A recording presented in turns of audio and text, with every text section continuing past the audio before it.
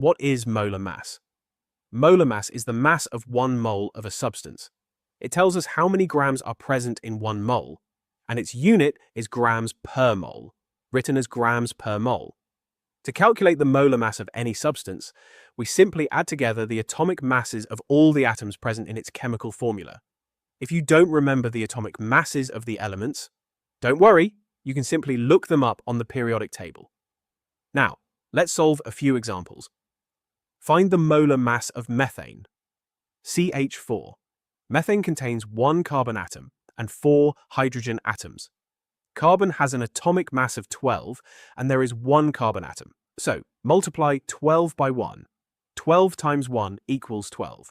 Hydrogen has an atomic mass of 1, and there are 4 hydrogen atoms. So, multiply 1 by 4. 1 times 4 equals 4. Now add the atomic masses together. 12 plus 4 equals 16.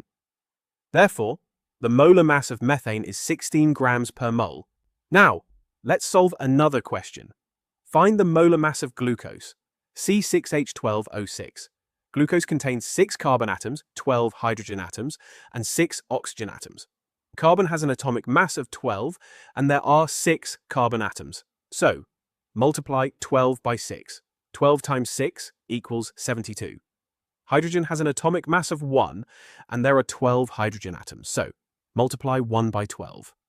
1 times 12 equals 12. Oxygen has an atomic mass of 16, and there are 6 oxygen atoms. So, multiply 16 by 6. 16 times 6 equals 96. Now, add all the atomic masses together.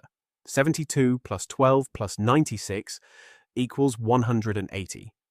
Therefore, the molar mass of glucose is 180 grams per mole. Before we move on, let's solve one final example to make sure this concept is completely clear. Find the molar mass of carbon dioxide. CO2, carbon has an atomic mass of 12, and there is 1 carbon atom. So, multiply 12 by 1. 12 times 1 equals 12. Oxygen has an atomic mass of 16, and there are 2 oxygen atoms. So, multiply 16 by 2. 16 times 2 equals 32. Now add the atomic masses together. 12 plus 32 equals 44. Therefore, the molar mass of carbon dioxide is 44 grams per mole. Excellent.